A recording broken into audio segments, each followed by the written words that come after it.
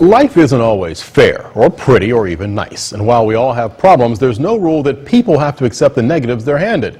For instance, 20-year-old Kyle Maynard's in town this week, and we're pretty sure that his problems would cause many people to just quit. This special young man was born with severe limitations, but the fact that he was the visiting speaker in Cleveland's Town Hall series this past Monday shows how he's battled back. Kyle also spoke to a group of high school students here at the Idea Center on Monday and then spoke with me. What we all observed from this unlikely athlete is the face of determination and a prime example of never giving in. But I knew in my heart that I could do it. Kyle Maynard has never thought of himself as being special. He doesn't want handouts. He certainly doesn't want pity. He only wants to be thought of as normal. Normalcy for anybody, I think, is just especially somebody with a physical disability, is trying to live life without a bunch of adaptations, a bunch of changes away from the norm. And that's the way that I try to live my life. But he is, as you see, physically challenged. He was born with congenital amputation, a condition which affects only 1 in 2,000 babies, and which is generally limited to a part of a limb that's missing. I don't have a clue about it, to be honest. Yeah, and I guess most people don't. I don't know. I just haven't looked into it. That's something that, I don't know, for whatever reason, I've avoided. 100 teens from 5 area high schools came to the Idea Center to hear Kyle talk about his passions and his mission, inspiring, teaching, and serving as an example that obstacles are only to be overcome. Which obstacles? Try this. Go, go, go! Yes, Kyle Maynard is a wrestler. In high school, he was ranked top 12 in his weight class in the United States. That came only after he'd played several years of middle school football. His folks, who have 3 younger, full-bodied children, saw Kyle's following in his father's steps as a wrestler as a confidence builder. My dad got me into the sport, actually, and once I was in there, he tricked me into coming back again. My whole first year, I didn't win a match. But they said all along, my parents said, you're not going to give up and quit. You've got to play the whole season. And my dad, he tricked me. I said, the next season, he said that he didn't win a match his whole first year. And I didn't find out until about 9 or 10 months ago that was a blatant lie. But it kept me going at the time. I was 11 years old and making the most important decision of my life to date. When you go out there on the mat, you said to me that people look at you and you can tell right away from their eyes, either they think they can take you easily or they're afraid. Right. How tough is that when you look at somebody and it's like, you think he doesn't have respect for you? Oh, any wrestler has that, though.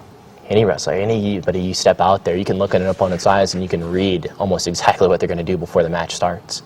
And I can, especially with me, though, because I know if I look in your eyes before a match starts and I see that you're tentative and you won't stare back at me, then I know that you're going to back away. Is that like a metaphor for life? Use somebody's own fears or their own strengths against them to achieve what you need to achieve for you? To a degree. I think wrestling's a little bit more malicious than the real world, though, at times. I hope. But, yeah, I think that carries over into, into business as well. I mean, if you're going into a meeting with other investors and you can sense that fear on somebody else that you've experienced from wrestling, I mean, then, you know something's wrong. And you can kind of carry on and fix that problem, just because of the heightened awareness and things like that you learn on the mat. We talked with an audience on hand, 15 members of the Olmsted Falls High School Bulldogs wrestling team. In the midst of a successful season, it was readily apparent their time listening to Kyle Maynard will last far beyond this year. He said that if you believe in anything, you could do it, and it's so true. He went to states and he has no arms, no legs, and it's amazing what he could do. Kyle is such a great example of hard work. I mean, wrestling is there's so many obstacles in wrestling as it is, with the competition that you need to go up against.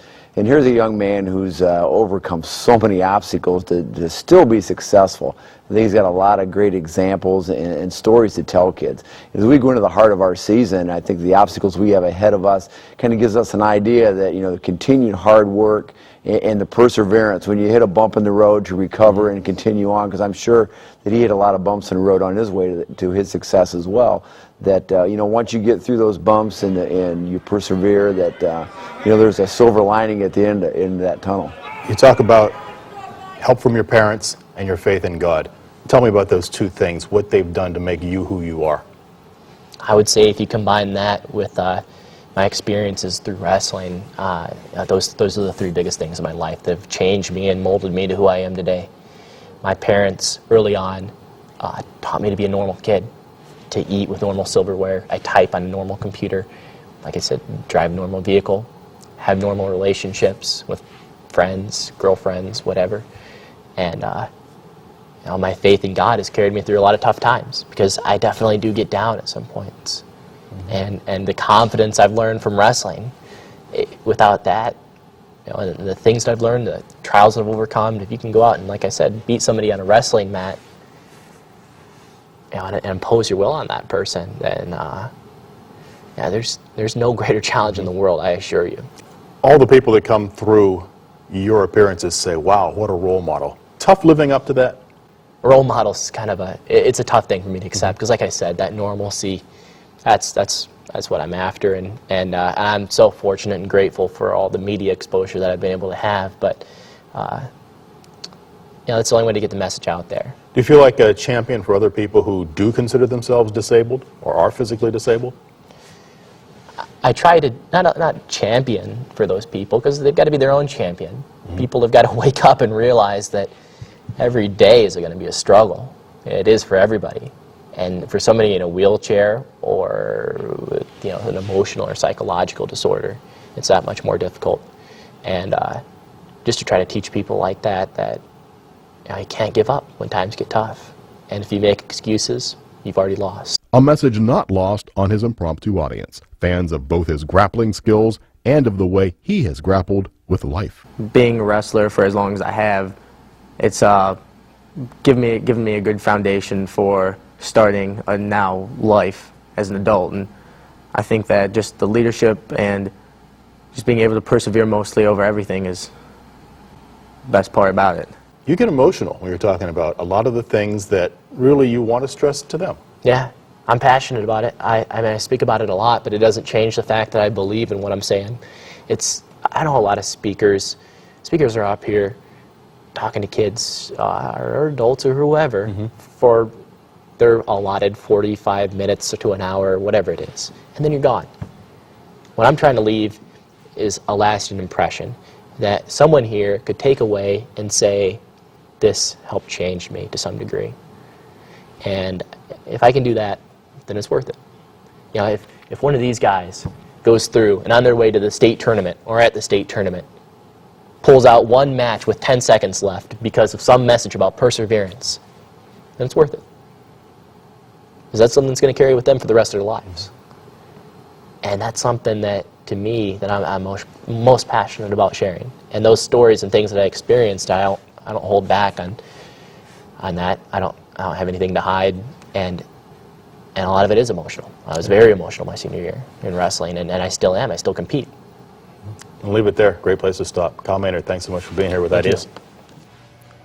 Maynard continues wrestling even today at the University of Georgia. To hear the entire interview with Kyle Maynard, go to our website, click on Ideas. You can also find links there to Kyle's site and find information on congenital amputation.